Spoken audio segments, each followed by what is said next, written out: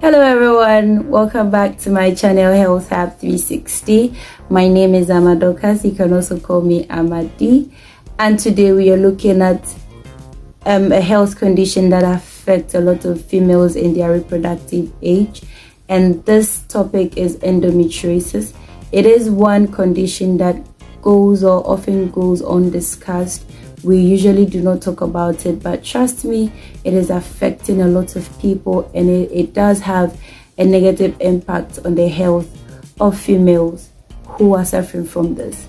So now let's dive into the world of endometriosis, and we are going to look at how it occurs, or the pathophysiology, the causes, the signs and symptoms, the preventive measures, and some management strategies that we can put in place to manage endometriosis. So now let's look at what endometriosis is. It is a chronic medical condition where tissues which are similar to the lining of the uterus, known as the endometrium, that is the lining of the uterus, grows outside the uterus. Now, normally during menstrual cycle, this tissue thickens itself. Ideally, it is preparing itself to receive a baby, but when there is no fertilization, it breaks down and then it is expelled through menstruation. That is why you usually see some skin-like or tissues in your pad.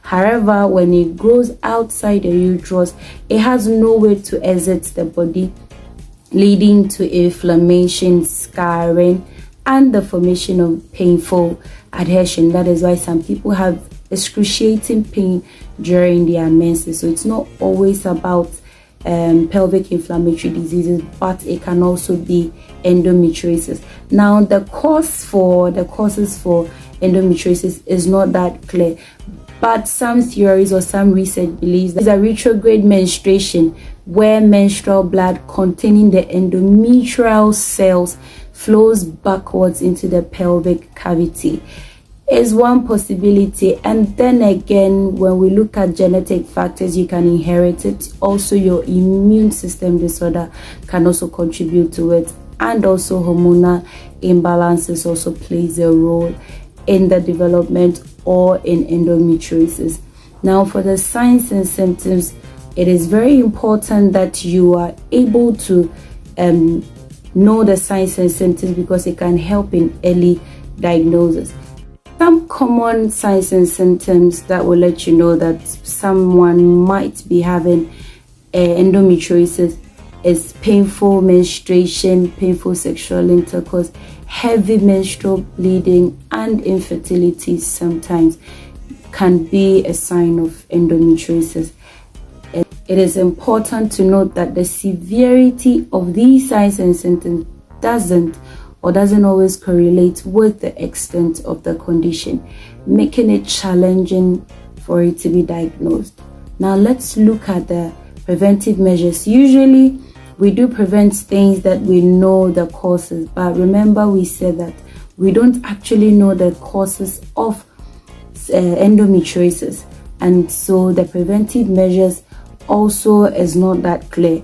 But then having a healthy lifestyle, like regular exercising, a daily or a balanced diet, managing stress, can contribute to an overall well-being. Early detection and intervention can also help to prevent complications which are associated with the endometriosis condition. Now, when it comes to management, we know that managing endometriosis is a multifaceted approach, and is often necessary that we consider pain management, because it comes with excruciating pain, and so you can make do with some of the over-the-counter drugs or prescription medication, and that should come from your doctor. It can help with relieving pain. And then again, hormone therapy such as birth controls can also help to regulate the menstrual cycle. In severe cases, surgery may be recommended to remove the endometrial tissues and also help to alleviate the pain or any other signs and symptoms. To conclude this, I would say that endometriosis is quite complex and is often misunderstood by people, but awareness, like I am doing, and then education. That is why you have to share this video for your friends and family to also get to know about endometriosis. We know can also help.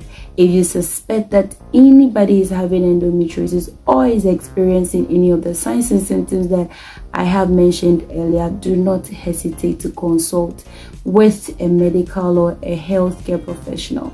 Remember, you are not alone if you have endometriosis, and there are various treatment options available to manage this condition.